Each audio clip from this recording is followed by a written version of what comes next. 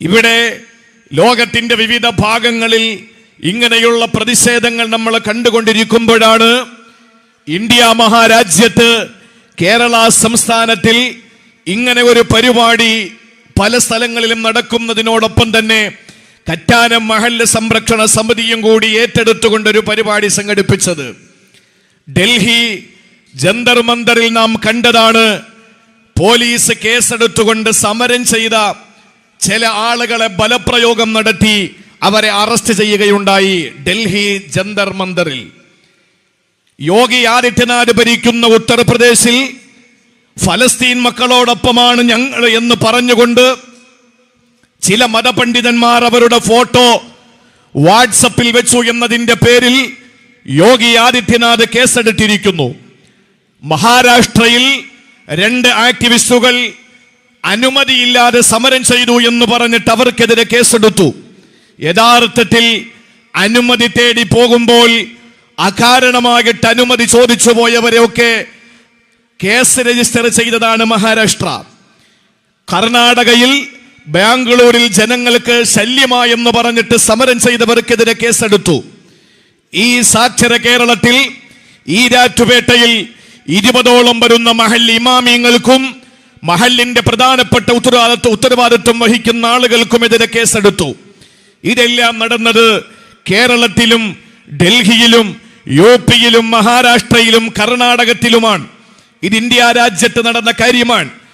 ഈ സമയത്താണ് ഇന്ത്യ രാജ്യത്തെ രാജ്യം ഭരിച്ചുകൊണ്ടിരിക്കുന്ന RSSന്റെ സൃഷ്ടിയാകുന്ന BJPയുടെ ഏറ്റവും പ്രധാനപ്പെട്ട ഒരു പ്രവർത്തകൻ, അയാൾ നേരെ ഇസ്രയേൽ എംബസിയിലേക്ക് ചെന്നിട്ട് പറയുന്നത്, എനിക്ക് ഇസ്രയേലിന്റെ പട്ടാളത്തിൽ ചേരാൻ നിങ്ങൾ പെർമിഷൻ നൽകണമെന്ന്.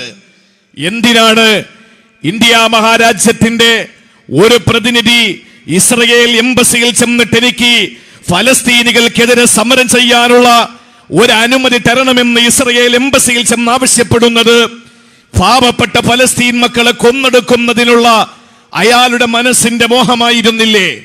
ഇതൊക്കെ നമ്മൾ ഈ കാലഘട്ടത്തിന്റെ ചുമരെഴുത്തുകൾ വായിച്ചു കൊണ്ടിരിക്കുമ്പോഴാണ് പല ഭാഗങ്ങളിൽ നിന്നും ഒറ്റപ്പെട്ട ചില ശബ്ദങ്ങൾ പുറത്തേക്ക് വരുന്നത്. ഏതാനും ദിവസങ്ങൾക്ക് മുമ്പ് പത്തനംതിട്ട ജില്ലയുടെ ഒരു ഹൃദയഭാഗത്ത് ഈ വിനീതൻ ഐക്യദാർഢ്യ പ്രഭാഷണം നടത്തിക്കൊണ്ട് സംസാരിക്കുമ്പോൾ എന്നെ ക്ഷണിക്കുന്നതിന് മുമ്പ് അധ്യക്ഷ പ്രസംഗം നടത്തിക്കൊണ്ട് അവിടെ അധ്യക്ഷനായ സഹോദരൻ പറഞ്ഞത്, ഇവിടെ ആളുകൾ പരാമർശിക്കുന്നത് എന്തുകൊണ്ടാണ് ഇവിടെ നടക്കുന്ന പ്രോഗ്രാം ഇവിടെ നടത്തപ്പെടേണ്ട കാര്യമുണ്ടോ? ഐക്യദാർഢ്യം എന്തിനാണ് ഇവിടെ നമ്മൾ നടത്തുന്നത് എന്ന് ചോദിച്ചുകൊണ്ട് ചില ഒറ്റപ്പെട്ട വാക്കുകൾ, വാചകങ്ങൾ പലരിൽ നിന്ന് പുറത്തു വന്നു എന്നറിയാൻ കഴിഞ്ഞു. എന്റെ പ്രിയപ്പെട്ട സഹോദരങ്ങളെ കേൾക്കാൻ വേണ്ടി ഞാൻ പറയാൻ, പലരും പറയുന്നത് അമരയ്ക്ക കൊടുത്തിട്ടല്ലേ വെണ്ടയ്ക്ക കിട്ടിയത്, കത്തിരിക്ക കൊടുത്തിട്ടല്ലേ വഴുതനങ്ങ കിട്ടിയത്. ഇതൊക്കെ നമ്മളിൽപ്പെട്ട ആളുകൾ ചോദിച്ചു കൊണ്ടിരിക്കുമ്പോ ഞാൻ എന്റെ പ്രിയപ്പെട്ട സഹോദരങ്ങളോട് പറയാണ്, ശ്രീമാൻ ശശി തരൂരിനെ പോലുള്ള, ശ്രീമാൻ MA ബേബിയെ പോലുള്ള, ശ്രീമതി ശൈലജ ടീച്ചറെ പോലെയുള്ള, ശ്രീമാൻ സുരേഷ് ഗോപിയെ പോലുള്ള രാഷ്ട്രീയ തമ്പുരാക്കന്മാരും രാഷ്ട്രീയ മേലാളന്മാരും ഒരുപക്ഷെ സാമ്രാജ്യത്വത്തിനെതിരെ ശക്തമായി നിലകൊള്ളുമെന്ന് നമ്മൾ വിശ്വസിക്കുന്ന, ഫാസിസത്തിനെതിരെ ശക്തമായി നിലകൊള്ളുമെന്ന് നമ്മൾ പ്രതീക്ഷിക്കുന്ന ഇടതിന്റെയും വലതിന്റെയും ഒക്കെ പ്രതിനിധികൾ പല സ്ഥലങ്ങളിലും ഇസ്രയേൽ എന്ന് പറയുന്ന കിരാതന്മാർക്കെതിരെ ശക്തമായി പോരാടുന്ന ഫലസ്തീൻ മക്കളെ ഭീകരവാദികളായി പരിചയപ്പെടുത്തിക്കൊണ്ട് അറിഞ്ഞോ അറിയാതെയോ സംസാരിച്ചു കൊണ്ടിരിക്കുമ്പോൾ കേരളത്തിലെ മുത്തശ്ശിപ്പത്രങ്ങളാകുന്ന മാതൃഭൂമിയും മനോരമയും ഫലസ്തീനിലെ പാവപ്പെട്ട മതമക്കളെ ഭീകരവാദികളായി ചിത്രീകരിച്ചു കൊണ്ടിരിക്കുമ്പോൾ ചാനലുകളിൽ വന്നിരുന്ന് വിഷം വിസർജിച്ചു കൊണ്ടിരിക്കുന്ന പലരും ഈ ഫലസ്തീൻ മക്കളെ ഭീകരവാദികളായി ചിത്രീകരിച്ചു കൊണ്ടിരിക്കുമ്പോൾ ഞാൻ എന്റെ പ്രിയപ്പെട്ട ചൂനാടെന്നെ കേൾക്കുന്ന പ്രിയപ്പെട്ടവരോട് ഞാൻ ചോദിക്കുകയാ, എങ്ങനെയാണ് അവർ ഭീകരവാദികളാവുക? എങ്ങനെയാണ് അവർ ഭീകരന്മാരാവുക? രാജ്യത്തിന്റെ സ്വാതന്ത്ര്യത്തിന് വേണ്ടിയിട്ട് ബ്രിട്ടീഷ് സാമ്രാജ്യത്തിനെതിരെ, സൂര്യനസ്തമിക്കാത്ത ബ്രിട്ടീഷ് സാമ്രാജ്യത്തിനെതിരെ ശക്തമായ നിലപാടെടുത്ത മുസ്ലിമീങ്ങളും ഹിന്ദുക്കളും ക്രിസ്ത്യാനികളും അടങ്ങുന്ന നമ്മുടെ പ്രിയപ്പെട്ട സ്വതന്ത്ര സമര സേനാനികൾ ഭീകരവാദികളായിരുന്നോ? നമ്മൾ ഏതൊരു ബ്രിട്ടീഷ് സാമ്രാജ്യത്തോടെയാണോ നമ്മൾ ശക്തമായ നിലയിൽ നിന്ന് പോരാടിയിട്ട് സ്വാതന്ത്ര്യത്തിന്റെ ശുദ്ധവായു നമ്മൾ ശ്വസിക്കുന്നത്, അതേ ബ്രിട്ടൻ പ്രതിനിധാനം ചെയ്യുന്ന ബ്രിട്ടീഷ് പൗരത്വമുള്ള ആളുകളോടല്ലേ ഇന്നും ഫലസ്തീന്റെ പ്രിയപ്പെട്ട പൊന്നുമക്കൾ പോരാടുന്നത്? പിറന്ന നാടിന്റെ സ്വാതന്ത്ര്യത്തിന് വേണ്ടി പോരാടുകോ? ആ പോരാട്ടത്തെ എങ്ങനെയാണ് ഭീകരവാദമായി നമുക്ക് കാണാൻ കഴിയുക? അങ്ങനെയാണെങ്കിൽ ഇന്നലകളിൽ ഈ രാജ്യത്തിന്റെ ബഹുസ്വര സമൂഹത്തിന്റെ ഈ മഴവിൽ മനോഹാരിതയ്ക്ക് വേണ്ടി കഷ്ടപ്പെട്ട് പോരാടിയ വീരമൃത്യു വരിച്ച സ്വതന്ത്ര സമര സേനാനികൾ, ഞാൻ ചോദിക്കുകയാണ്, ഭീകരന്മാരായിരുന്നോ? ഒരിക്കലും ഒരു ഭീകരന്മാരല്ല. പിന്നെങ്ങനെയാണ് ഫലസ്തീന്റെ മക്കൾ മാത്രം ഭീകരന്മാരാവുക? ന്യായമായി നമ്മൾ ചിന്തിക്കേണ്ട കാര്യമാണ്. ഞാൻ എൻ്റെ പ്രിയപ്പെട്ട സഹോദരങ്ങളോട് പറയാണ്, ഇവിടെ ഭീകരവാദത്തിന്റെ പേരിൽ അവർ ഭീകരന്മാരാണ് എന്ന് പറയുന്നവർ പറയാതെ പറയുന്ന ഒരു സംഗതിയുണ്ട്.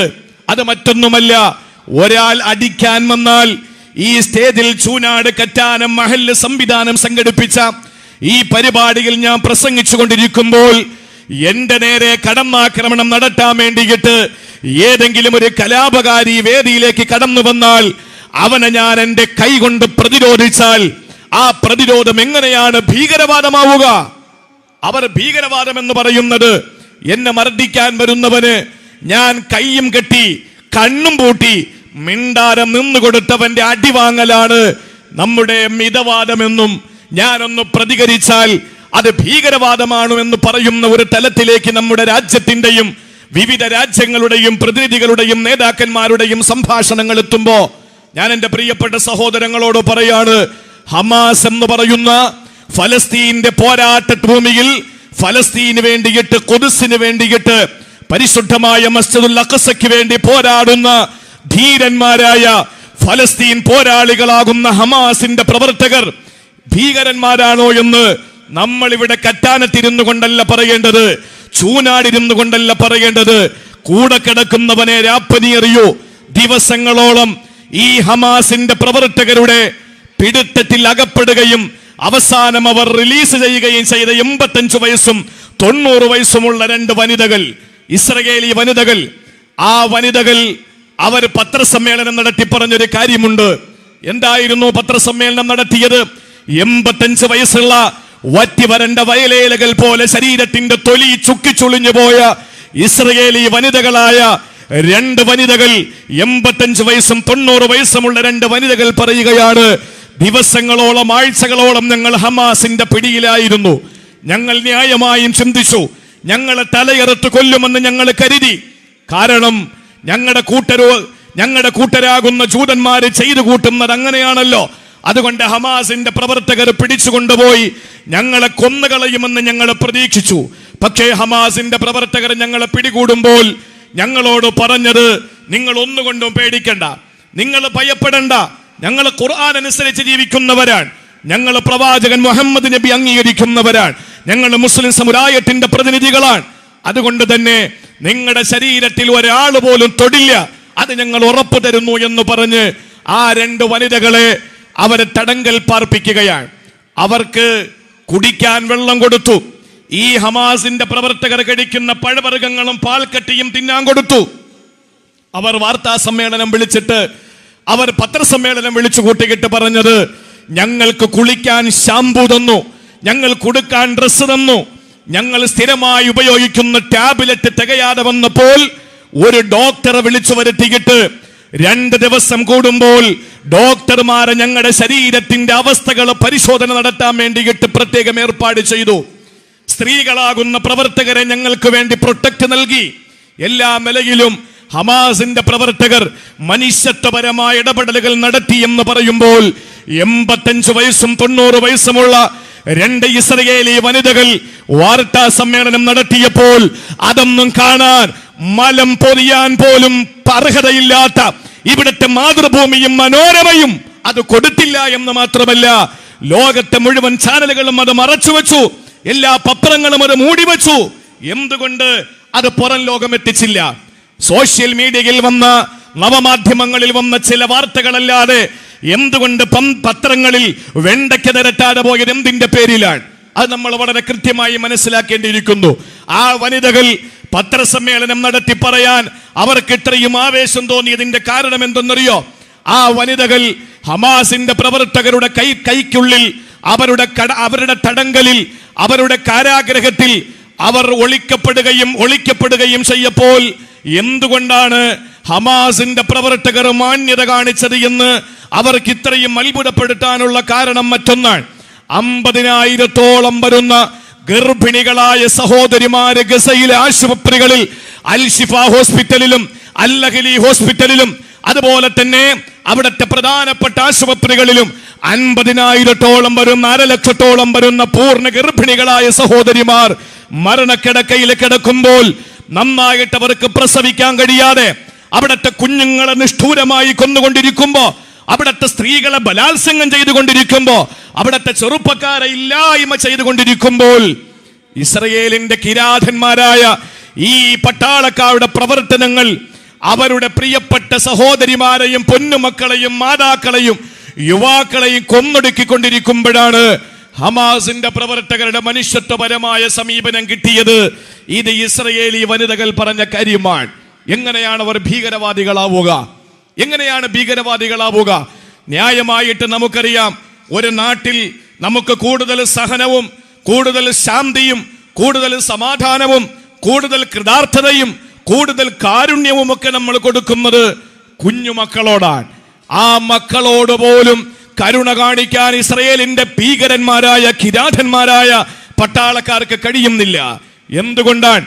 ഇന്ന് 9,000-ൽ ചില്ലുവാനം ആളുകൾ ഇതുവരെ 1 മാസത്തിന്റെ ഉള്ളിൽ കൊന്നെടുക്കപ്പെട്ടപ്പോൾ, കൃത്യമായി പറഞ്ഞാൽ 10,000-ഓളം മനുഷ്യർ മരണപ്പെട്ടുകൊണ്ടിരുന്നപ്പോൾ അതിൽ 4,000-ഓളം വരുന്ന കുഞ്ഞുമക്കളാണ്. 4,000-ഓളം വരുന്ന കുഞ്ഞുമക്കളാണ്. ഫറോവൻ സാമ്രാജ്യത്തിന്റെ, ഫറോവൻ സംവിധാനത്തിന്റെ അല്ലെങ്കിൽ ഫറോവൻ സിദ്ധാന്തത്തിന്റെ ഒരു പുനരാവിഷ്കാരം എന്ന നിലയിൽ, ഇനി ഒരു തലമുറ വളർന്നു വരാൻ പാടില്ല എന്ന നിലയിൽ മക്കളെ മുഴുവനും കൊന്നൊടുക്കിക്കൊണ്ടിരിക്കുന്ന ഇസ്രയേലിന്റെ ഭീകരന്മാരുടെ ഈ പ്രവർത്തനങ്ങളുടെ മുമ്പിൽ അരുത് എന്ന് ചങ്കൂട്ടത്തോടെ പറയുന്ന ഹമാസിന്റെ പ്രവർത്തകർ, ഫലസ്തീൻ മക്കൾ എങ്ങനെയാണ് ഭീകരന്മാരാവുക? എനിക്ക് ചോദിക്കാനുള്ളത് ആ ഒരു കാര്യം മാത്രമാണ്. ഞാൻ പല വേദികളിലും ചോദിച്ച ചോദ്യം ഞാൻ ഇവിടെയും എൻ്റെ പ്രിയപ്പെട്ടവരോട് ചോദിക്കുകയാണ്.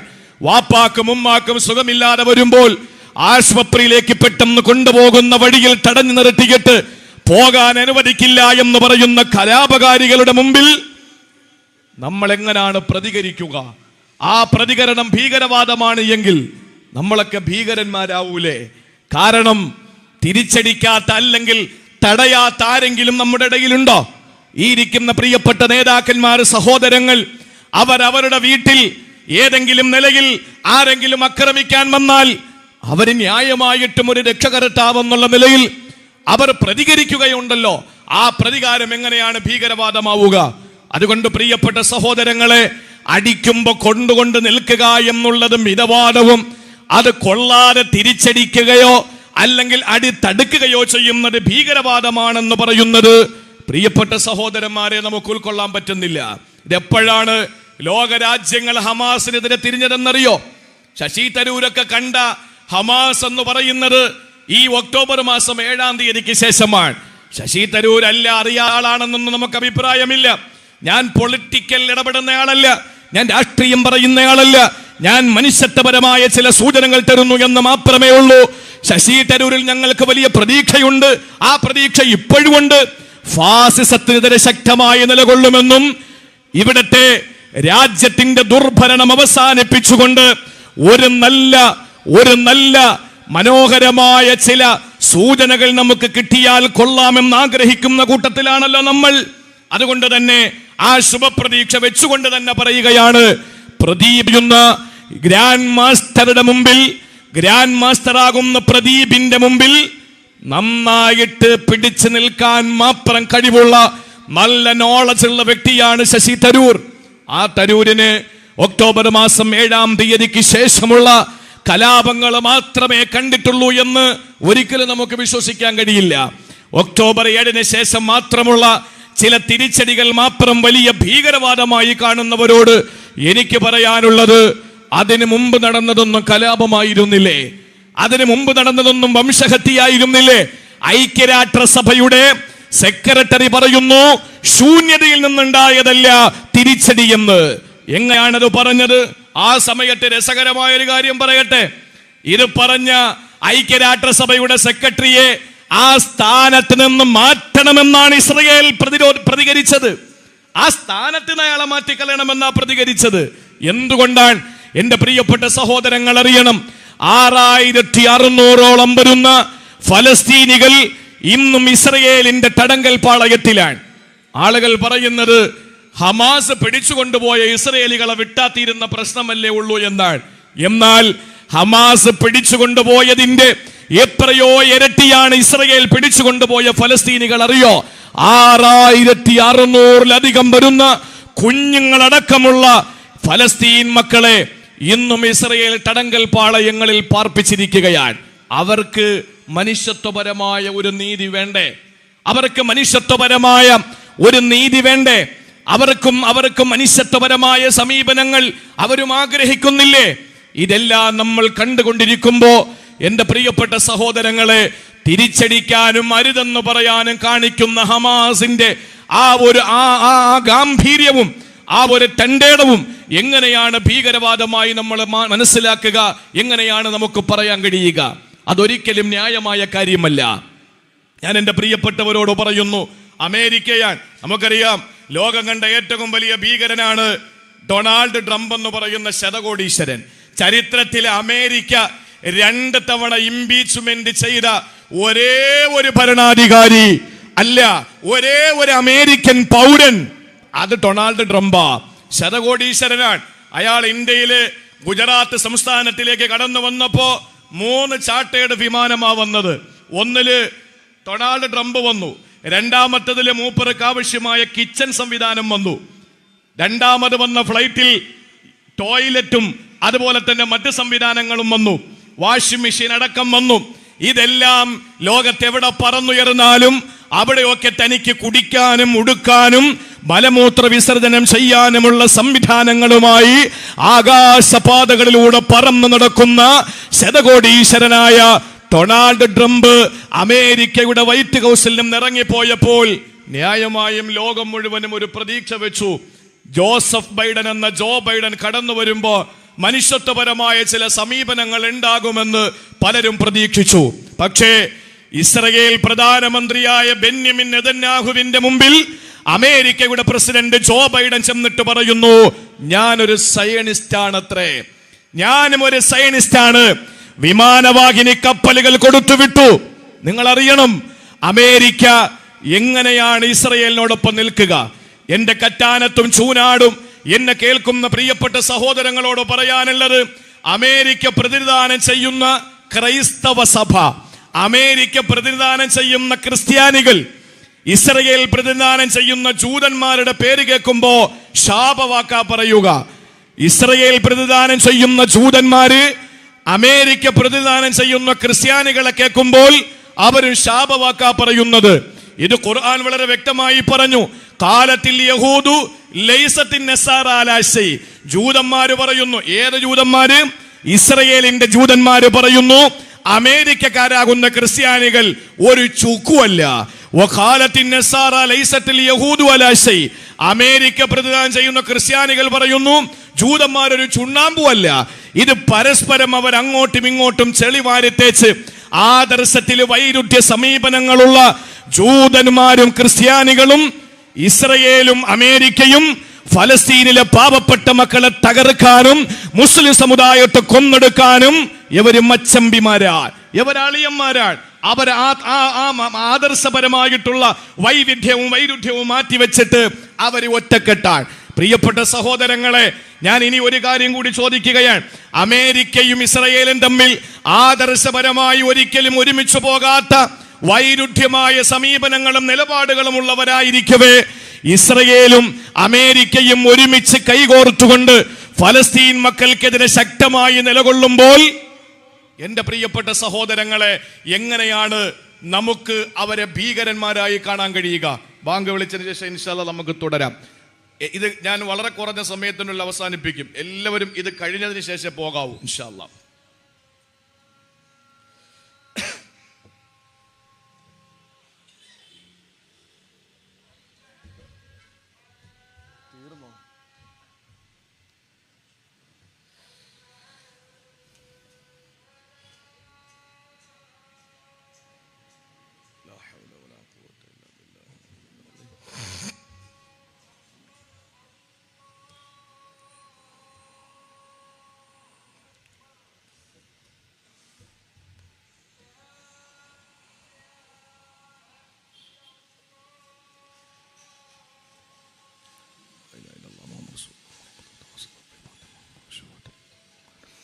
അമേരിക്കയും ഇസ്രയേലും തമ്മിൽ ഒരിക്കലും ആദർശപരമായിട്ട് അവർക്ക് ഒരുമിക്കാൻ കഴിയില്ല. പക്ഷേ അവർ ഇസ്ലാമിനെ തകർക്കാൻ വേണ്ടി അവർ ഒറ്റക്കൈയാണ്, ഒരുമിച്ച് നിൽക്കുകയാണ്. എൻ്റെ പ്രിയമുള്ള സഹോദരങ്ങളെ, ഇങ്ങനെ നമ്മൾ ഫലസ്തീൻ മക്കൾ എല്ലാ നിലയിലും ഒറ്റപ്പെടുമ്പോൾ, ഗസയിൽ നിന്ന് വരുന്ന രോദനങ്ങൾ, ഗസയിൽ നിന്ന് വരുന്ന കണ്ണുനീരിന്റെ പുഴകൾ, അവരുടെ ചോരച്ചാലുകൾ നമുക്ക് എങ്ങനെയാണ് കാണാതിരിക്കാൻ കഴിയുക? മനുഷ്യത്വപരമായി സത്യസന്ധമായി ഒക്ടോബർ 7-ാം തീയതിക്ക് ശേഷം സോഷ്യൽ മീഡിയകളിൽ വന്നുകൊണ്ടിരിക്കുന്ന വീഡിയോസും ഫോട്ടോസും കാണാൻ സഹോദരങ്ങളെ നമ്മുടെ മനസ്സാക്ഷിക്ക് കഴിയില്ല. നമുക്കത് താങ്ങാൻ പറ്റാത്തതാണ്. മക്കളുള്ള രക്ഷകർത്താക്കൾക്ക്, പാരൻസിന് ഒരിക്കലും അതൊന്നും കണ്ടു തീർക്കാൻ കഴിയില്ല. കാരണം അത്രയും വളരെ വിഷമകരമായ കാഴ്ചകളാണ്, ചിത്രങ്ങളാണ് വന്നുകൊണ്ടിരിക്കുന്നത്. നമുക്ക് ഒരു കാര്യം ഉറപ്പിച്ചു പറയാം, നമ്മൾ എന്തൊക്കെ നമ്മൾ പറഞ്ഞാലും, ഏതെല്ലാം രീതിയിൽ നമ്മൾ അവർക്ക് ഐക്യദാർഢ്യം പ്രകടിപ്പിച്ചാലും ഒരു കാര്യം ഉറപ്പാണ്, ഈമാനികമായ ആവേശത്തിൽ ഫലസ്തീനിലെ പ്രിയപ്പെട്ട മക്കളോട് ഈ ലോകത്ത് വേറെ ഏത് രാജ്യത്തുള്ള ആളുകളാണെങ്കിലും ഒരിക്കലും തുലനം ചെയ്യുമ്പോൾ അജഗജാന്തര വ്യത്യാസമാണ്. നമുക്ക് അവരോടൊപ്പം ചേരാൻ കഴിയില്ല. അത്രയും വലിയ ഈമാനാണ് അവർക്കുള്ളത്. മുകളിലൂടെ മിസൈൽ പറന്ന് നടക്കുക, മുകളിലൂടെ ഇങ്ങനെ അമേരിക്ക കൊടുക്കുന്ന, ഇസ്രയേൽ കൊടുക്കുന്ന, ബ്രിട്ടൻ കൊടുക്കുന്ന, സൈന്യത്തിന് സമ്മാനിക്കുന്ന സംഹാരശേഷിയുള്ള മിസൈലുകൾ ഇങ്ങനെ പറന്നു നടക്കുമ്പോൾ പാർക്കുകളിൽ ഇരുന്ന് അവിടുത്തെ കുഞ്ഞുമക്കള് ചിത്രരചന മത്സരം നടത്തി കളിക്കുകയാണ്. ഒന്ന് ആലോചിച്ച് നോക്കിയേ, നമ്മുടെ മക്കളുടെ അവസ്ഥ എന്താണ്? വീടുകളിൽ നമ്മുടെ മക്കൾ കളിക്കാറുണ്ട്, സ്റ്റുഡന്റും ടീച്ചറും കളിക്കാറുണ്ട്, അതുപോലെ തന്നെ കഞ്ഞിയും കറിയും വെച്ച് കളിക്കാറുണ്ട്. ഫലസ്തീന്റെ അഭയാർത്ഥി ക്യാമ്പുകളിലുള്ള പ്രിയപ്പെട്ട മക്കൾ കളിക്കുന്നത്, അവർ ഒരു തുണിയിൽ, ഒരു വലിയ തുണിയിൽ ഒരു കുഞ്ഞിനെ കിടത്തിയിട്ട് 4 ഭാഗത്ത് നിന്ന് കുഞ്ഞുമക്കൾ പിടിച്ചിട്ട് അവർ കളിക്കുന്ന കളി കണ്ടിട്ട് എന്താണ് ഈ കളി എന്ന് ചോദിക്കുന്ന ഇന്റർവ്യൂ വിദഗ്ധരോട് പറയുന്നത്, ഞങ്ങൾ ടീച്ചറും കുട്ടിയും കളിക്കുന്നതല്ല, ഞങ്ങൾ കഞ്ഞിയും കറിയും വെച്ച് കളിക്കുന്നതല്ല, ഞങ്ങൾ കളിക്കുന്നത് ശുഹദ കളിക്കുകയാണ്, രക്തസാക്ഷിത്വം ഞങ്ങൾ കളിക്കുകയാണ്. കാരണം അവർക്കൊരിക്കലും ഇനി മുന്നോട്ട് ജീവിക്കാൻ കഴിയില്ല. ഒന്നുകിൽ പിറന്ന നാടിന്റെ സ്വാതന്ത്ര്യം, അല്ലെങ്കിൽ അവർക്ക് രക്തസാക്ഷിത്വം. അതുകൊണ്ടാണ് നേരത്തെ ഇവിടെ പറഞ്ഞതുപോലെ ഓരോ മക്കളുടെ നെഞ്ചത്ത് പേരെഴുതുകയാണ്. രക്ഷകർത്താക്കൾ പറയുന്നത്, ഞങ്ങളുടെ പ്രിയപ്പെട്ട മക്കൾ ഏതാണ് ഈ കുഞ്ഞെന്നറിയാതെ ഒരു കുഴിമാടത്തിൽ കൊണ്ടുവന്ന് ഒരുമിച്ചടക്കുന്നതിനേക്കാൾ എന്റെ മകന്, എന്റെ മകൾക്ക് ഒരു ഖബറെങ്കിലും ഫലസ്തീന്റെ മണ്ണിൽ അടയാളപ്പെടുത്തപ്പെടട്ടെ എന്ന് ചിന്തിച്ചുകൊണ്ട് ഇപ്പോഴേ രക്ഷകർത്താക്കൾ മാഞ്ഞു പോകാത്ത മഷി കൊണ്ട് മക്കളുടെ നെഞ്ചത്തും തൊടയിലും കൈത്തണ്ടയിലും പേര് കുത്തുകയാണ്. ഒന്ന് ആലോചിച്ച് നോക്കിയേ, 11ഓളം വരുന്ന കുടുംബക്കാര് മരിച്ചുപോയൊരു മനുഷ്യൻ, 11ഓളം വരുന്ന കുടുംബക്കാര് മരിച്ചു. ആ പ്രിയപ്പെട്ട സഹോദരന്റെ കുഞ്ഞുങ്ങൾ, മാതാപിതാക്കൾ സർവരും നഷ്ടപ്പെട്ട്, ഇതുവരെയുള്ള മുഴുവൻ സ്വത്തും അപഹരിക്കപ്പെട്ട്, വീടുകൾ തകർത്തെറിയപ്പെട്ട്, ആ സഹോദരൻ മോർച്ചറിയിൽ തന്റെ പ്രിയപ്പെട്ടവരുടെ ജനാസ കാണാൻ വേണ്ടി പോകുമ്പോ ആ പ്രിയപ്പെട്ട സഹോദരനെ ഡോക്ടർമാർ എങ്ങനെയാണ് ആശ്വസിപ്പിക്കുക എന്ന് ആശങ്കയിൽ ആ പ്രിയപ്പെട്ട സഹോദരനെ ഹസ്തദാനം ചെയ്ത് ശരീരത്തിലേക്ക് കെട്ടിപ്പിടിച്ച് ആ സഹോദരനെ ആശ്വാസവാക്കുകൾ പറയുമ്പോൾ ആ മനുഷ്യൻ അവിടെ നിന്നുകൊണ്ട് 11ഓളം വരുന്ന കുഞ്ഞുമക്കളടക്കമുള്ള തന്റെ കുടുംബത്തിൽ നിന്ന് രക്തസാക്ഷിത്വം വരിച്ചവരുടെ മുമ്പിൽ നിന്നുകൊണ്ട് ആ സഹോദരൻ പറഞ്ഞ മറുപടി, അള്ളാഹുവിന്റെ ദീനിന്, പിറന്ന നാടിന്റെ മോചനത്തിന്, ഖുദ്സിന്റെ മോചനത്തിന് വേണ്ടി രക്തസാക്ഷിയായ ആദ്യത്തെ രക്തസാക്ഷികളല്ല ഇവർ, അവസാനത്തെ രക്തസാക്ഷികളുമല്ല. ഇതിനിടയിൽ വന്ന കുറച്ച് രക്തസാക്ഷികളായി കിടക്കുന്നത് എന്നെ നിങ്ങൾ എന്തിനെ ആശ്വസിപ്പിക്കുന്നത് എന്ന് ചോദിക്കുന്ന പ്രിയപ്പെട്ട ഫലസ്തീനി യുവാവ്.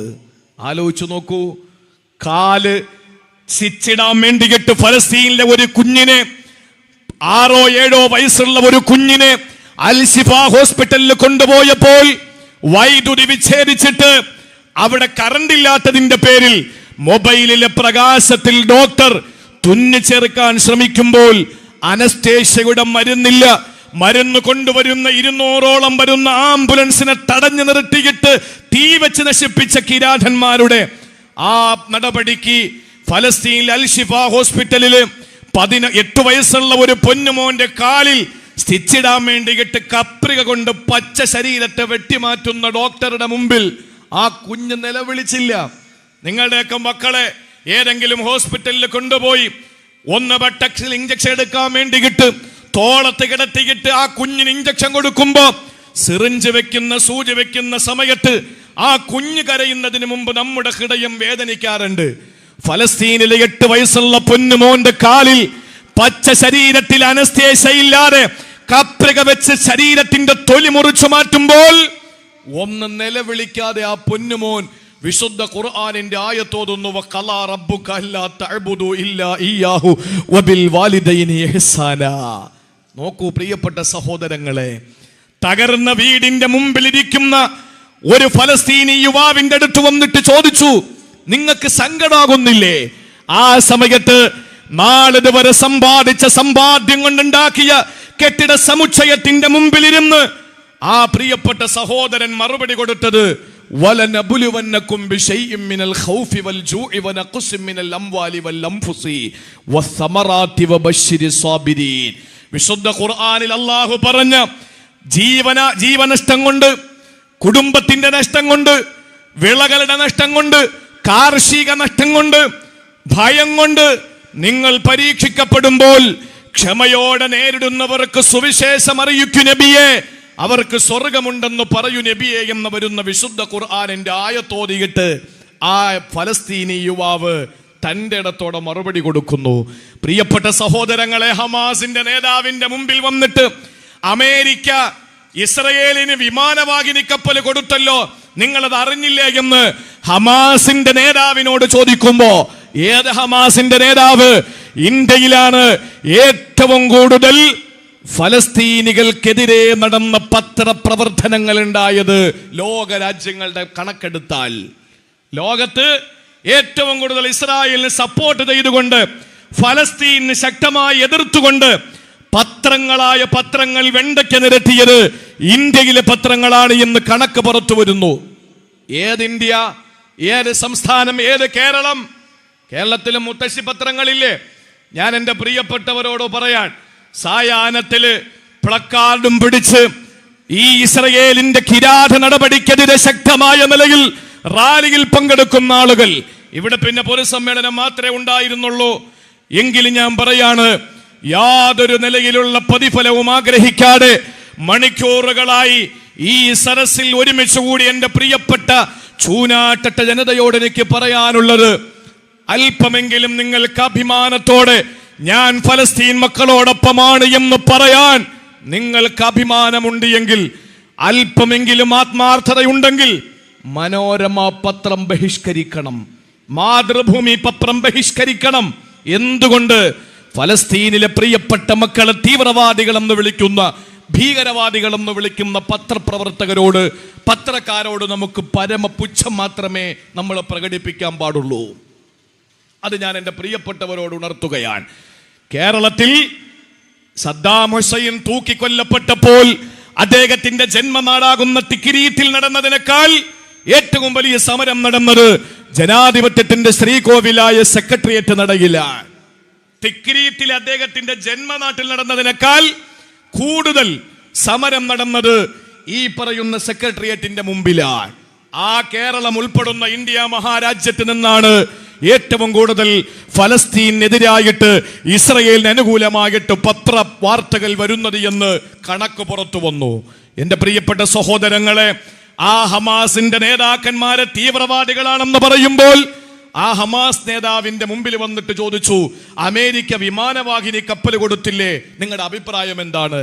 ആ സമയത്ത് ഹമാസിന്റെ നേതാവ് പറഞ്ഞത് ഒരു വിശുദ്ധ ഖുർആനിന്റെ ഒരായത്താ, അല്ലദീന ഖാല ലഹുമുന്നാസ് ഇന്നന്നാസ ഖദ് ജമഉ ലക്കും ഫഖ്ശൗഹും ഫസാദഹും ഈമാനാ വഖാലൂ ഹസ്ബുനല്ലാഹു വനിഅമൽ വകീൽ.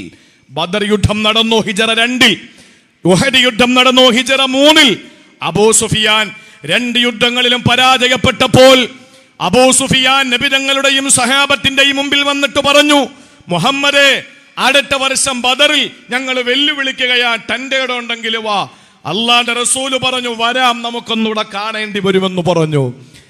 ആ ഹിജ്റയുടെ 3-ാം വർഷം 4-ാം കൊല്ലം, അഥവാ ബദർ കഴിഞ്ഞ് ഉഹദ് കഴിഞ്ഞ് പിറ്റേ വർഷം ആ സമയമെത്തിയപ്പോൾ നബിയും സ്വഹാബാക്കളുടെ മുമ്പിൽ വന്ന ആളുകൾ പറഞ്ഞു, അവർ വളരെ കാര്യമായി തന്നെ നിങ്ങളെ കാണാൻ വേണ്ടി തീരുമാനിച്ചിരിക്കുകയാ. എല്ലാ പരാജയങ്ങളും തൊട്ടറിഞ്ഞ മക്കക്കാര് നിങ്ങളെ തകർക്കാനുള്ള എല്ലാ കോപ്പുകളും കൂട്ടിയിട്ടാ അവർ വരുന്നത്.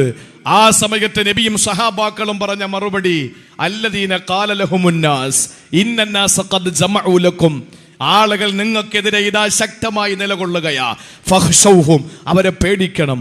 ആ സമയത്ത് അള്ളാഹുവിന്റെ ഖുർആൻ പറയുന്നു, ഫസാദഹും ഈമാന, അവിടെ ഈമാന വർദ്ധിച്ചത്. കാരണം ബഖാലു ഹസ്ബുനല്ലാഹു വനിഅമൽ വകീൽ, അവര് പറഞ്ഞു ഞങ്ങൾക്ക് അല്ലാഹ് മതി എന്ന്. അമേരിക്ക വിമാനവാഹിനി കപ്പൽ കൊടുത്തു വിട്ടു, ഇസ്രയേലിന് പിന്തുണ കൊടുത്തു. നിങ്ങളത് അറിഞ്ഞില്ലേ എന്ന് ചോദിച്ചയാളിനോട് ഒക്ടോബർ പകുതിക്ക് മുമ്പ് ഹമാസിന്റെ നേതാവ് പറഞ്ഞത്, ഈ ആയത്തോതിയിട്ടാ മറുപടി കൊടുത്തത്, ഞങ്ങളുടെ ഈമാൻ വർദ്ധിക്കുകയല്ലാതെ ഞങ്ങൾക്ക് പേടിയില്ല എന്ന് പറഞ്ഞു. പ്രിയപ്പെട്ട സഹോദരങ്ങൾ മനസ്സിലാക്കണം, ജീവിതത്തിൽ ഒരുപാട് പരീക്ഷണങ്ങൾ നേരിടുമ്പോഴും ഒരുപാട് പീഡനങ്ങൾ ഏറ്റുവാങ്ങുമ്പോഴും പ്രിയപ്പെട്ട പൊന്നുമക്കളെയും താങ്ങിയെടുത്തോടുമ്പോൾ ആംബുലൻസ് 20ഓളം വരുന്ന ആംബുലൻസുകൾ തകർന്ന് വീണ കെട്ടിടത്തിന്റെ ഇടയിൽ നിന്ന് ബോംബേറ് കൊണ്ട് വീണ് പിടയുന്ന മക്കളെയും എടുത്തുകൊണ്ട് 20ഓളം വരുന്ന ആംബുലൻസുകൾ നിരന്ന് കിടക്കുകയാ. ആശുപത്രിയിലേക്ക് പോകാൻ വേണ്ടിയിട്ട് പോകുമ്പോൾ നമ്മൾ എത്ര തിരക്കുള്ളവരാണെങ്കിലും എത്ര നിലയിൽ ആ ട്രാഫിക് കുരുക്കുകൾ ഉണ്ടെങ്കിലും ആംബുലൻസ് വന്നാൽ എല്ലാവരും മാറിക്കൊടുക്കുന്നു. കേരളം അതിന് മാതൃകയാ. കാസർഗോഡ് നിന്ന് 4-5 മണിക്കൂർ കൊണ്ട്, എറണാകുളത്ത് നിന്ന് 1-2 മണിക്കൂറുകൾ കൊണ്ട്, കോഴിക്കോട് നിന്ന് 3 മണിക്കൂർ കൊണ്ട്, തിരുവനന്തപുരം മെഡിക്കൽ കോളേജിലും ശ്രീചിത്രയിലും SAT ഹോസ്പിറ്റലിലും ക്യാൻസർ സെന്ററിലേക്കൊക്കെ ആംബുലൻസ് വന്ന ചരിത്രം കേരളത്തിന്റെ പ്രവർത്തകർക്കുണ്ട്.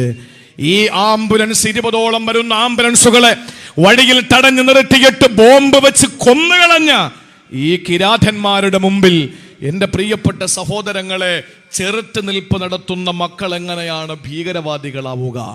എന്റെ ചോദ്യം ഒരൊറ്റ ചോദ്യമാണ്. ഹമാസിന്റെ പ്രവർത്തകർ, ഫലസ്തീനി പ്രവർത്തകർ എങ്ങനെയാണ് ഭീകരന്മാരാവുക?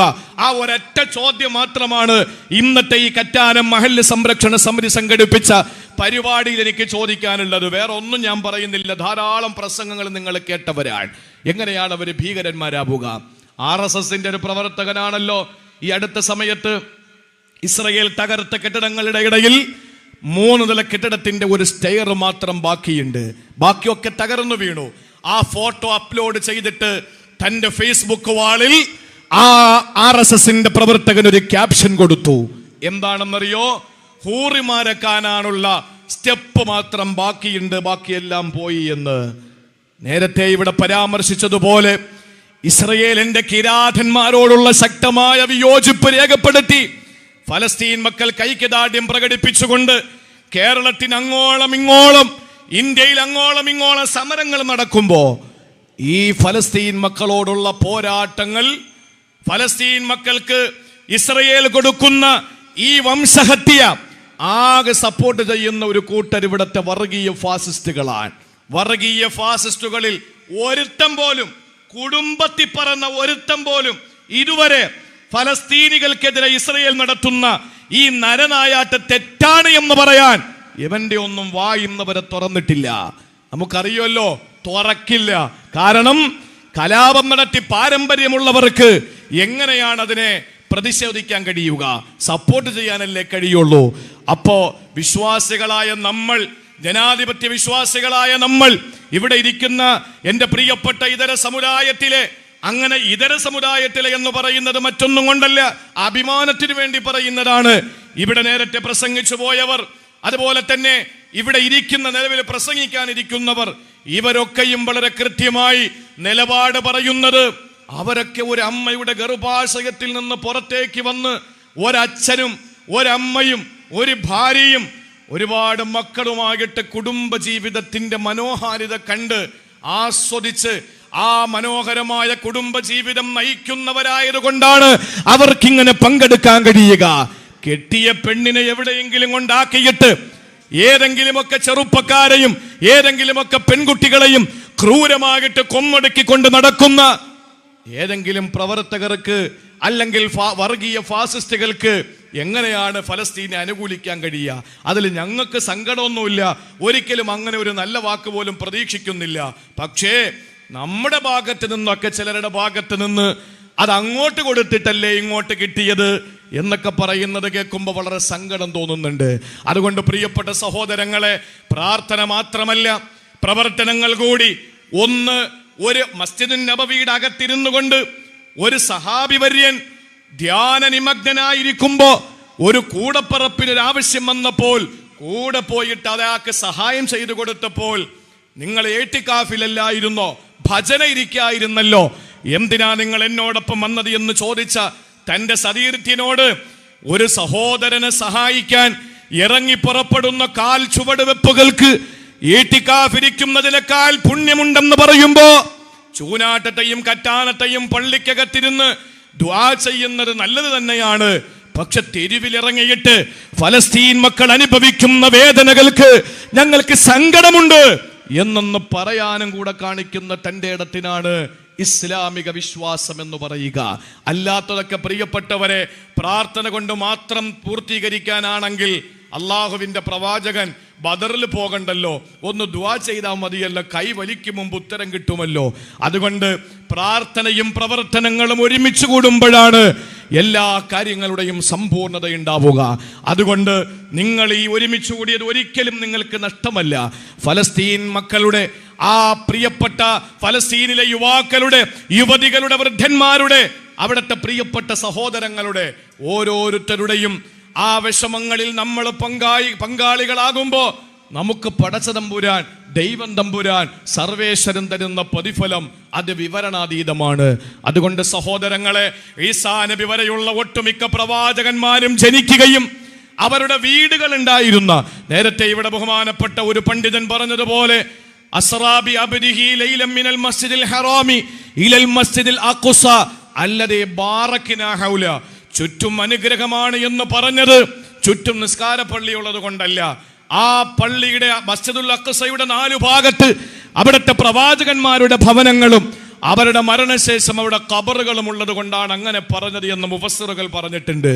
അങ്ങനെ അനുഗ്രഹീതമായ ആ മണ്ണ്, ഈസാ നബി അലൈഹിസ്സലാം വരെയുള്ള മിക്ക പ്രവാചകന്മാരും ജനിച്ച മണ്ണ്, ജാലൂത്ത് എന്ന് പറയുന്ന ധിക്കാരിയായ ഭരണാധികാരിയിൽ നിന്ന് ത്വാലൂത്ത് എന്ന് പറയുന്ന നല്ല രാജാവിന്റെ ഒരു ഇടപെടലിലൂടെ ദാവൂദ് നബിയുടെ കാലത്ത് തിരിച്ചു പിടിച്ച ബൈത്തുൽ മുഖദ്ദസ്. അതിനുശേഷം സുലൈമാൻ നബി അവിടെ ഭരണം നടത്തി ഫലസ്തീനിൽ. സക്കരിയ നബി ബൈത്തുൽ മുഖദ്ദസിലെ ഇമാമായി, യഹിയാ നബി ബൈത്തുൽ മുഖദ്ദസിലെ ഇമാമായി. ഇന്ന് ജൂതന്മാര് മുസ്ലിമീങ്ങൾക്കത് തടഞ്ഞു വെച്ചിരിക്കുകയാണ്, ആ പള്ളി തടഞ്ഞു വെച്ചിരിക്കുകയാണ്. നമുക്ക് വലിയ കടപ്പാടുണ്ട്. ആദ്യത്തെ ഖിബിലയാ 16 മാസക്കാലം മസ്ജിദുൽ അഖ്സ, അള്ളാഹുവിന് വേണ്ടി ഭൂമിയിൽ പണി കഴിപ്പിക്കപ്പെട്ട ആദ്യത്തെ 2ാമത്തെ ഭവനമാണ്. ഒന്ന് കഅബ, 2ാമത്തേത് മസ്ജിദുൽ അഖ്സ. 40 വർഷത്തെ വ്യത്യാസത്തിൽ ബൈത്തുൽ മുഖദ്ദസ് ഇസ്ഹാഖ് നബി അവിടെ പണിയുന്നു, ഇബ്രാഹിം നബിയുടെ പിന്തുണയോടെ, സഹായത്തോടെ. മനസ്സിലാക്കണം, ഈസാ നബി അലൈഹിസ്സലാം ഭരണം നടത്തി, സക്കരിയ നബിയും യഹ്യാ നബിയും ഇമാമത്ത് നിന്ന് അവസാനം റോമിലെ ഒരു രാജാവ് അവിടെ ഭരണമേറ്റെടുത്തു. അങ്ങനെയാണ് അതിനെ വീണ്ടും തിരിച്ചു പിടിക്കുന്നത്. അപ്പോൾ മഹാനായ പ്രവാചകൻ സല്ലല്ലാഹു അലൈഹി വസല്ലമ ഉസാമത്ത് ബിൻ സൈദിലൂടെയും അതിനുശേഷം ഉമർ റളിയല്ലാഹു തആല അൻഹു അബൂ ഉബൈദത്ത് ബിൻ ജറാഹിലൂടെയും അത് വീണ്ടും തിരിച്ചു പിടിക്കുന്നു. അങ്ങനെ തിരിച്ചു പിടിച്ചു വരുമ്പോഴാണ് ഉമർ റളിയല്ലാഹു തആലാവിന്റെ കാലഘട്ടത്തിൽ അബൂ ഉബൈദത്ത് ബിൻ ജറാഹൊക്കെ തിരിച്ചു പിടിച്ച മസ്ജിദുൽ അഖ്സ കുരിശ് യുദ്ധമുണ്ടായി. ആ കുരിശ് യുദ്ധം നടക്കുമ്പോഴാണ് വീണ്ടും അത് മുസ്ലിങ്ങളുടെ കയ്യിൽ നിന്ന് പോകുന്നത്. ആ കുരിശ് യുദ്ധത്തിൽ പിടിച്ചെടുത്ത മസ്ജിദുൽ അഖ്സയെ സുൽത്താൻ സലാഹുദ്ദീൻ അയ്യൂബി തിരിച്ചു പിടിച്ചു. ആ തിരിച്ചു പിടിച്ച് വളരെ സുന്ദരമായി സത്യവിശ്വാസികൾ വളരെ ആവേശത്തോടെ നോക്കിക്കണ്ടിരിക്കുമ്പോഴാണ്, പ്രിയപ്പെട്ട സഹോദരങ്ങളെ, നമ്മൾ തിരിച്ചറിയണം, 71 വർഷങ്ങൾക്ക് മുമ്പ് ഇവിടെ ഊടുതുണിക്ക് മറുതുണിയില്ലാതെ, ആ ചിത്രം പലരും കണ്ടിട്ടുണ്ടാവും, ജൂതന്മാര് വന്ന ചിത്രം. ഒരു നൂൽ ബന്ധം പോലും ഇല്ലാതെ ഈ ജൂതന്മാര് ഒരു നേരത്തെ ഭക്ഷണം കഴിക്കാൻ വകയില്ലാതെ, ഊടുതുണിക്ക് മറുതുണിയില്ലാതെ, കുടിക്കാൻ വെള്ളമില്ലാതെ നാടിന്റെ നാനാഭാഗങ്ങളിൽ കറങ്ങി നടന്നു. ഒന്ന് തലചായ്ക്കാൻ ആരും മണ്ണ് കൊടുത്തില്ല, ആരും പൊന്നു കൊടുത്തില്ല, ആരും വെള്ളം കൊടുത്തില്ല, ആരും അന്നം കൊടുത്തില്ല. അവസാനം ഇരു കരങ്ങൾ നീട്ടിയിട്ട് പായ വിരിച്ചു കൊടുത്ത ഫലസ്തീനികൾ, കഴിക്കാൻ ഭക്ഷണം കൊടുത്ത ഫലസ്തീനികൾ, കുടിക്കാൻ വെള്ളം കൊടുത്ത ഫലസ്തീനികൾ. അറിയോ, സൗദി അറേബ്യയിൽ അറബികളെക്കാൾ വലിയ വലിയ നല്ല മനുഷ്യരാണ് ഫലസ്തീനിലെ അറബികൾ. അറബികളിൽ ഏറ്റവും നല്ലവർ ഫലസ്തീനികളാ, ഏറ്റവും നല്ലവർ ഫലസ്തീനികളാ. മിസൈൽ എറിഞ്ഞ് ആ മിസൈൽ തകർത്ത് വീടുകൾ അവശിഷ്ടങ്ങൾ ബാക്കിയായി ബാപ്പയും ഉമ്മയും മരിച്ചു കഴിയുമ്പോൾ ആ മിസൈൽ ബാക്കി വരുന്ന ഭാഗങ്ങൾ എടുത്തുകൊണ്ടുവന്ന മക്കൾ തിരിച്ച് മിസൈൽ ഉണ്ടാക്കിയിട്ട് അവർക്കെതിരെ അമ്പെയ്യുകയോ അല്ലെങ്കിൽ മിസൈൽ ആക്രമണം നടത്തുകയോ അല്ലെങ്കിൽ കല്ലെറിയുകയോ അല്ല. ആ മിസൈലിന്റെ ബാക്കി വരുന്ന പൊട്ടിപ്പൊളിഞ്ഞ ഭാഗങ്ങളിൽ ചെടികൾ നട്ടിട്ട് മനോഹരമായ ഒരു നല്ല പ്രപഞ്ച സ്നേഹം കാണിക്കുന്ന അവിടുത്തെ ഫലസ്തീനികൾ. അവർ ഇറക്കുന്ന സിനിമയാണ് ലോകത്തെ ഏറ്റവും നല്ല സിനിമ. അവരുടെ പ്രൊഡക്ഷനാണ് ലോകത്തെ ഏറ്റവും വലിയ മേന്മയുള്ളത്. അവരുടെ സ്വഭാവമാണ് അറബികളുടെ ഏറ്റവും നല്ല സ്വഭാവം. ആ ഫലസ്തീനികൾ, പ്രിയപ്പെട്ട സഹോദരങ്ങളെ, കുടിക്കാൻ വെള്ളം കൊടുത്ത്, കഴിക്കാൻ ഭക്ഷണം കൊടുത്ത്, കിടക്കാൻ പായ വിരിച്ചു കൊടുത്തു. അവസാനം അവരെ ആ നാട്ടിൽ നിന്നും നാട്ടിപ്പായിപ്പിച്ചിട്ട് ജൂതന്മാരെ കയ്യേറി കൊന്നൊടുക്കിക്കൊണ്ടിരിക്കുമ്പോ അവിടെ നിന്ന് വരുന്നത് ഒലീവ് മരത്തിന്റെ മണമല്ല ഇപ്പൊ വരുന്നത്. ഒലീവ് മരത്തിന്റെ മണമല്ല വരുന്നത്, അത്തിമരത്തിന്റെ മണമല്ല വരുന്നത്. അവിടെ നിന്ന് വരുന്നത് റൈഹാൻ പുഷ്പത്തിന്റെ മണമാണ്. അവിടെ നിന്ന് വരുന്നത് കസ്തൂരിയുടെ വാസനയാണ്. അവിടെ ചോര ചാലിട്ടൊഴുകുമ്പോൾ അതിന് പനിനീർ പുഷ്പത്തിന്റെ മണം, കസ്തൂരിയുടെ വാസനയാണ്. അവിടെ രക്തം രക്തസാക്ഷിത്വത്തിന്റെ രക്തമാണ്. അവരുടെ ശരീരം പരിപാവനമാണ്. നാളെ പടച്ച തമ്പുരാന്റെ കോടതിയിൽ ഈ രക്തസാക്ഷികൾക്ക് വേണ്ടി സഹസ്ര കിലോമീറ്ററുകൾക്ക് ഇപ്പുറത്ത് കറ്റാനത്തിരുന്നു കൊണ്ട് ഐക്യദാർഢ്യം പ്രഖ്യാപിച്ച നിങ്ങൾ ഓരോരുത്തരും അള്ളാഹുവിന്റെ ലിസ്റ്റിൽ പുണ്യവാന്മാരാണ്. ഒരിക്കലും പീഡിതനോടൊപ്പവും മർദ്ദിതനോടൊപ്പവും മൽനൂമിനോടൊപ്പവുമാണ് പടച്ചവനുള്ളത്. ലാലിമിനോടൊപ്പവും പീഡകനോടൊപ്പവും മർദ്ദകനോടൊപ്പമാണ് എപ്പോഴും ശൈത്താനും പൈശാചികതയും ഉണ്ടാവുക. അതുകൊണ്ട് ഈ സംഗമത്തിൽ പങ്കാളിയായ ഒരാളെയും അല്ലാഹു നശിപ്പിക്കുകയില്ല, പാഴാക്കുകയില്ല. അങ്ങനെ ഫലസ്തീൻ മണ്ണിൽ കടന്നാക്രമണം നടത്തി കൊന്നൊടുക്കിക്കൊണ്ടിരിക്കുമ്പോൾ പ്രിയപ്പെട്ട സഹോദരങ്ങളെ, ആഗ്രഹിച്ചു പോകുന്നത് അവര് ഒരു ജൂതരാഷ്ട്രം പണിയലാണ്. പക്ഷേ സുൽത്താൻ സലാഹുദ്ദീൻ അയ്യൂബിമാർ ഇനിയും പിറവിയെടുക്കുന്നു. ഹമാസിന്റെ പ്രവർത്തകരിലൂടെ വീണ്ടും പുനഃസൃഷ്ടിക്കപ്പെട്ടുകൊണ്ടിരിക്കുകയാണ്. അവര് പറയുന്നു, നിങ്ങൾ വീട്ടടങ്കലിലാക്കിയിരിക്കുന്ന ഇസ്രായേലുകളെ തിരിച്ചു തരണമെന്ന്. ഹമാസിന്റെ പ്രവർത്തകർ പറയുന്നു, തിരിച്ചു തരാം. ഞങ്ങൾ പറയുന്നത് നിങ്ങളുടെ നരനായാട്ട് അവസാനിപ്പിക്കുക.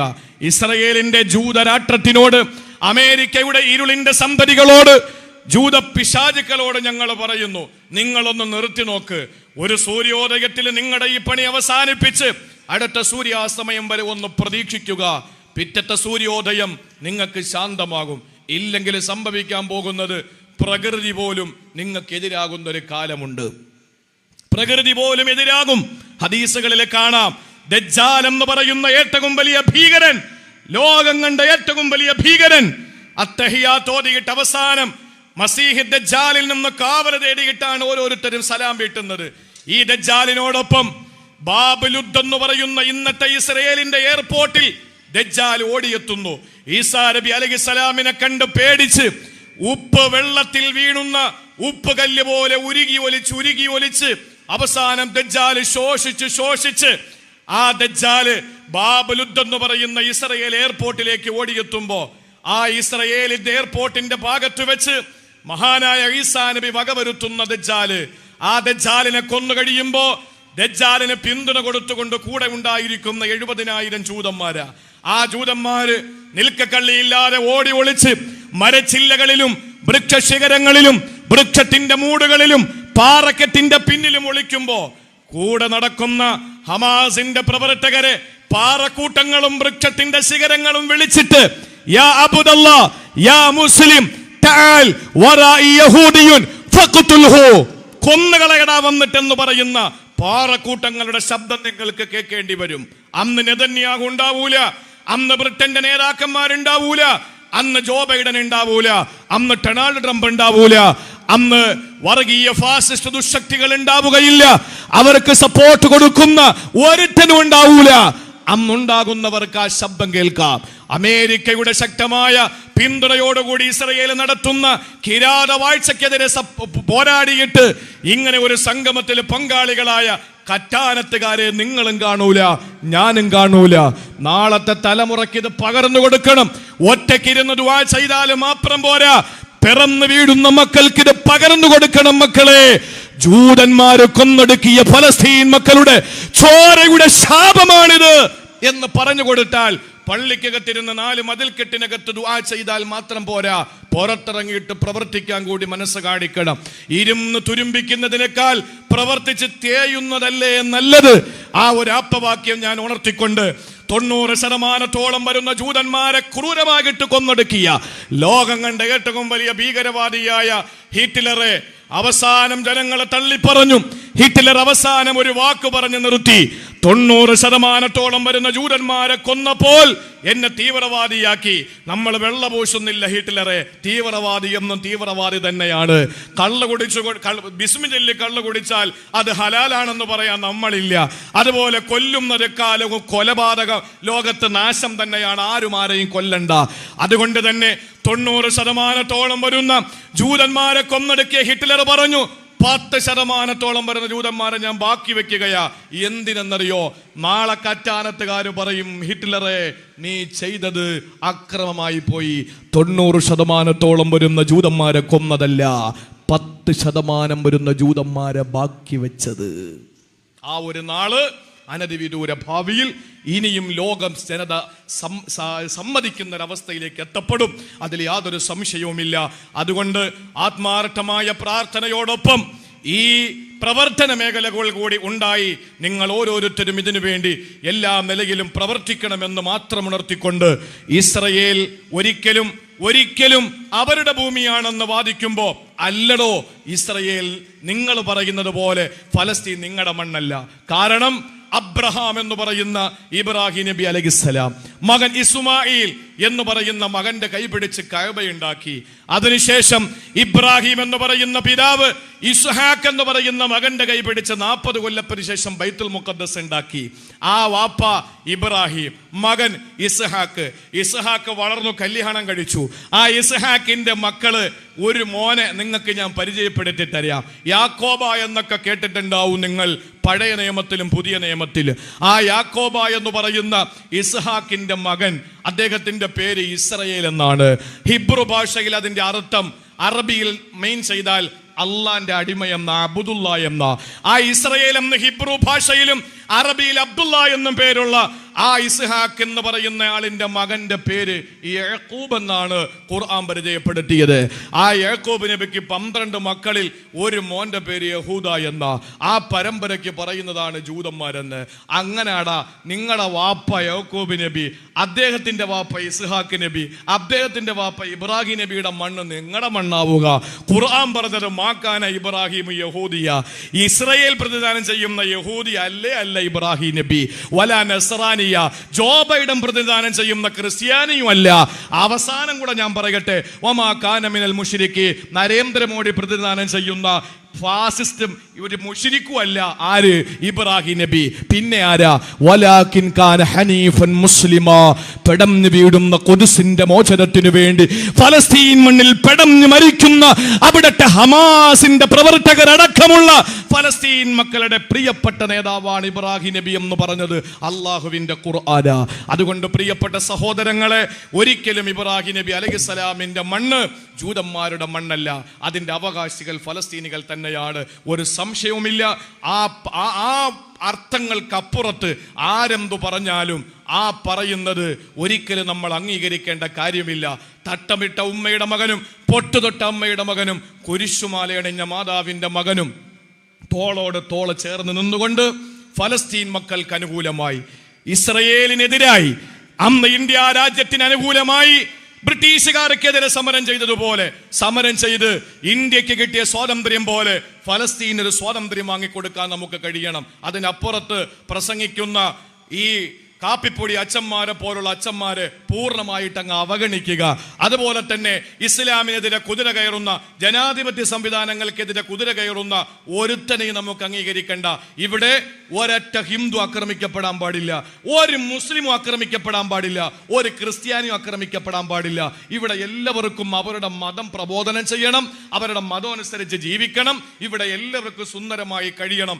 അങ്ങനെ ഒരു നല്ല പ്രഭാതം നാളെയിൽ ആ കിരണങ്ങൾ, അരുണന്റെ കിരണങ്ങൾ കിഴക്കൻ ചക്രവാള സീമയിൽ ഉദയം കൊള്ളട്ടെ എന്ന് മാത്രം ആശംസിച്ചുകൊണ്ട് പ്രാർത്ഥിച്ചുകൊണ്ട് എന്നും ഫലസ്തീൻ മക്കളോടൊപ്പം പ്രാർത്ഥന മാത്രമല്ല പ്രവർത്തനങ്ങൾ കൂടി ഉണ്ടാകട്ടെ എന്ന് ആശംസിച്ചുകൊണ്ട് എൻ്റെ വാക്കുകൾക്ക് വിരാ. വആഖിറു ദഅ്വാന അനിൽ ഹംദുലില്ലാഹി റബ്ബിൽ ആലമീൻ.